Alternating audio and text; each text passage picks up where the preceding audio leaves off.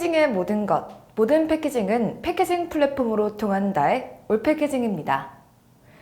급변하는 환경으로 인해 미래를 예측하기 쉽지 않습니다. 미래는 현재 우리가 무엇을 하느냐에 달려있다고 하는데요. 우리가 속한 패키징 기업의 지속 가능한 미래를 위해 올패키징 TV를 매주 시청할 필요가 있습니다. 올패키징 TV에 대한 구독과 좋아요는 구독자 여러분의 업무와 회사는 물론 국내 패키징 산업 발전에 작은 씨앗이 된다는 것을 강조드리면서 3월 자수차 올패키징 TV 패키징 주간 브리핑 시작합니다. 올패키징 TV의 구독과 좋아요 꾹꾹! 녹색 소비자연대 전국협의회가 환경부의 택배 과대포장 규제 단속류에 관한 설문조사를 실시한 결과 소비자 79.3%가 정책류에 반대한다고 답했습니다. 녹색 소비자연대가 3월 12일부터 14일까지 소비자 527명을 대상으로 한 설문조사에 따르면 71.2%의 소비자가 보냉제를 포장재로 봐야 한다고 응답했고, 식품과 보냉제를 밀착시키기 위한 비닐 포장도 포장 횟수로 산정해야 한다는 소비자가 77.4%인 것으로 조사됐습니다. 이렇듯 대다수 소비자는 환경부의 과대포장 규제에 대한 단속유예가 부적절하다고 생각하고 있고, 과대포장에 대한 예외 규정에 대해서도 부정적인 입장을 가지고 있는 것으로 나타났습니다. 택배 관련 업계의 현실적인 어려움과 다양한 포장 특성으로 인해 2년간 유예에 들어갔지만 과대포장을 줄여야 한다는 시대적 흐름은 변하지 않은 것으로 보입니다. 우리가 과대포장을 줄이기 위한 노력을 계속해야만 하는 이유입니다. 순환경제를 위한 지속가능한 패키징을 모색하는 2023 대한민국 친환경 패키징 포럼에서 발표된 다양한 내용을 전해드리는 시간입니다. 이번에 전해드릴 내용은 한국포장학회 김종경 회장의 포장의 환경성 평가 표준화 방향입니다. 먼저 재활용하기 쉬운 제품을 설계하고 생산하기 위해서는 탈물질화, 차선 소재 선택, 친환경 공급망, 수명 연장 및 효과적 사용, 제품 효율성, 순환성 등 지속가능한 설계 원칙을 지켜야만 합니다. 친환경 포장의 궁극적인 목표는 포장 폐기물을 감축하는 것인데요. 이후에 포장 및 포장 폐기물 규제, PPWR 등은 포장 폐기물 방지, 고품질 재활용 촉진, 그리고 천연자원 감소를 위한 재활용 플라스틱 사용 등을 목표로 하고 있습니다.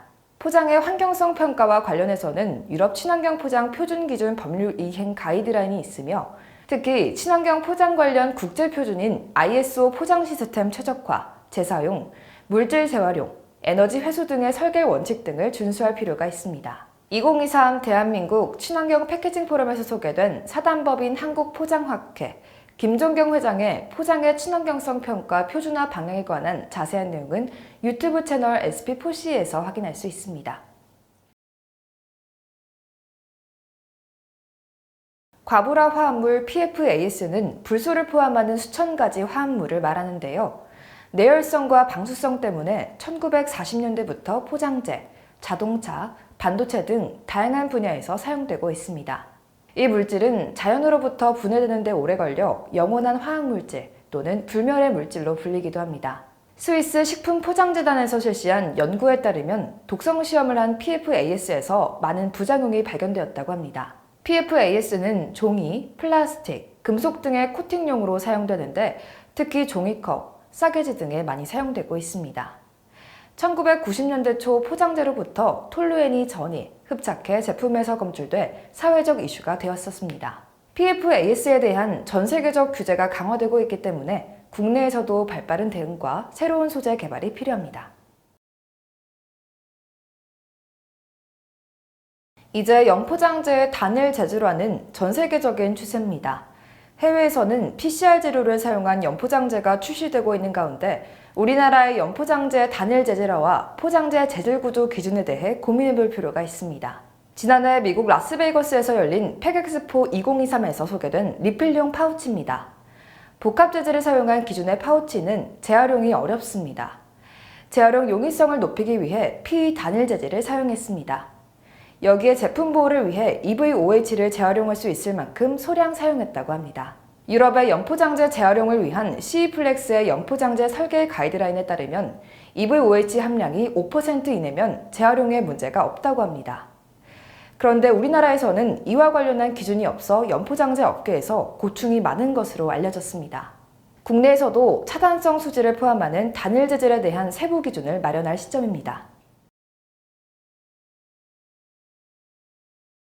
다종다양한 패키징 산업을 보다 잘 이해하기 위한 국내 패키징 기업 소개 시간입니다. 이번에 소개해드릴 패키징 기업은 친환경 연포장재 제조사 세미산업 주식회사입니다. 친환경 연포장재를 전문 생산하고 있는 세미산업 주식회사는 최근 스마트 생태 공장을 구축하고 공장 내 오염물질 발생량, 온실가스 저감량, 대기 오염 등을 실시간 모니터링하는 시스템을 도입했습니다. 특히 알코올 타입 그라비어 잉크 등 친환경 원료를 사용하는 인쇄기를 도입하며 ESG 경영을 강화하고 있습니다. 또한 재활용이 용이한 PE 단일 소재 포장재를 개발 및 생산해 커피, 냉동식품, 애완동물 사료 등 다양한 제품에 적용하고 있습니다. 이 친환경 연포장재는 재밀봉할 수 있는 이지티어 기능도 가지고 있습니다. 세미산업은 2012년부터 기업부설 연구소를 설립해 친환경 시대를 선도하는 연포장재를 개발하고자 노력하고 있습니다. 나아가 우수한 기술력과 연구 인력을 기반으로 환경과 고객을 최우선으로 하는 친환경 연포장재 제조사이기도 합니다. 앞으로도 세미산업은 자연과 공존하는 포장의 중심, 나와 세상을 아름답게라는 비전과 함께 ESG 경영을 강화해 2026년 매출 600억, 수출 2천만 불 목표를 달성하고 친환경 연포장재 전문 제조사로서 끊임없이 발전해 나갈 계획입니다. 다음은 패키징 관련 단신 뉴스입니다.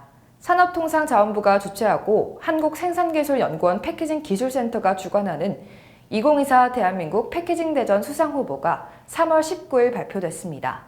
국무총리상 수상 후보로는 롯데 칠성음료의 재활용이 가능한 단일 재질 투명 맥주 페트가 선정됐습니다. 또한 올 패키징 프렌즈 기업인 대룡포장산업의 식품용 페트 용기 재활용성 향상과 선도 유지 기능성을 부여한 페트 소재 리드지로 산업통상자원부 장관상을, 한솔재즈의 인스퍼 시그니처 에코백과 희성폴리머, JK 머터리얼즈의 BOP 필름을 활용한 단일 소재 스파우트 파우치가 한국 패키징 단체 총연합회장상 수상 후보로 발표됐습니다. 이번 대한민국 패키징 대전 수상작들은 4월 23일부터 26일까지 경기도 일산 킨텍스에서 열리는 코리아팩 2024에서 특별 전시관을 통해 공개될 예정입니다. 슈퍼빈과 삼양 패키징이 식품용기 재생원료 사용 및 확대를 위한 업무 협약을 체결했다고 22일 밝혔습니다. 이번 협약을 통해 슈퍼빈은 직접 생산한 고품질의 재생원료를 삼양 패키징에 공급하고 페트병 생산에 부합한 재생원료 품질과 생산 기준을 준수할 예정입니다.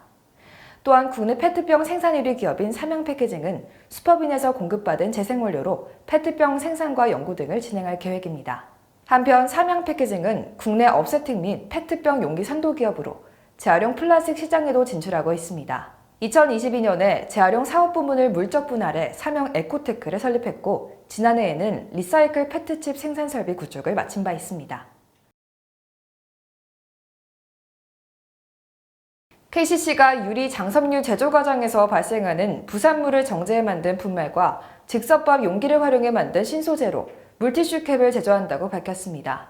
산업 전반에 사용되는 유리 장섬유를 생산하는 KCC 세종공장 개발팀은 18개월의 연구 끝에 부산물 정제를 통해 에코스노우라고 하는 가공 분말과 즉석밥 용기를 배합해 기존 플라스틱을 대체할 수 있는 신소재 에코앤 파운드를 개발했습니다. 이 신소재는 100% 재활용 원료를 활용해 생산되며 현재 깨끗한 나라 생분해 물티슈 캡 소재로 적용되고 있습니다. 앞으로 다양한 플라스틱 상품에 활용할 수 있을 것으로 보입니다. KCC 관계자는 신소재는 한국건설생활환경시험연구원에서 합성수지 제재 성적서를 발급받으며 순환자원으로 인정받아 향후 재활용까지 가능하다며 물티슈 캡뿐만 아니라 다양한 소재의 대체재로 사용할 수 있어서 적용을 확대해갈 계획이라고 밝혔습니다.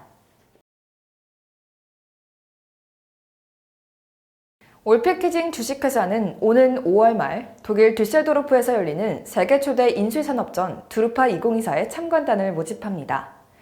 6월 2일 7박 8일 일정으로 출발하는 올패키징 참관단은 8년 만에 열리는 두루파 2024를 참관합니다.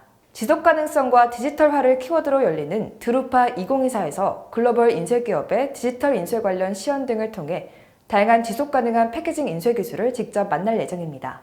또한 스위스 취리에 위치한 골판지와 판지 포장재 제조사 모델그룹을 방문해 골판지와 판지 인쇄와 가공, 골판지 디지털 인쇄 등 유럽 패키징 기업의 선진화된 생산 현장을 직접 체험할 계획입니다. 올패키징만의 차별화된 참관 프로그램에 관한 자세한 내용은 패키징 플랫폼 올패키징에서 확인할 수 있습니다. 패키징 관련 다양한 이슈, 문제 등을 함께 고민해보는 시간입니다.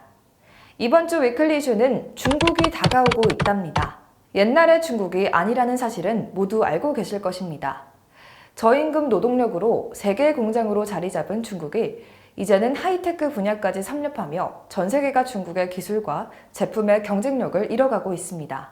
세계 유수의 패키징 전시회에서 활약한 중국 패키징 기업들의 소식을 올패키징 TV와 저널을 통해 소개해드린 바가 있습니다.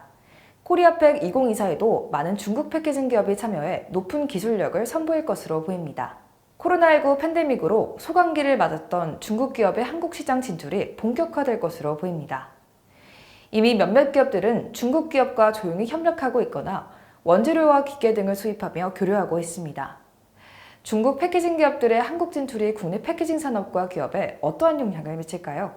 10년 후 우리 중소 패키징 기업들의 미래를 예측하고 지속 가능한 사업을 영위하기 위한 고민을 올패키징과 함께 해보시길 바랍니다. 코리아팩 2024가 한 달여 앞으로 다가왔습니다. 많은 올패키징 TV 구독자분들이 올패키징 프렌즈관을 찾아 친환경 패키징의 최신 트렌드를 접하시길 바라며 또한 매주 업데이트되는 올패키징 TV 패키징 주간 브리핑을 시청하시며 자기 개발의 기회를 만들어가길 바랍니다. 패키징을 통하여 패키징과 함께 패키징을 위한 올패키징 TV의 3월 4주차 방송을 마치겠습니다.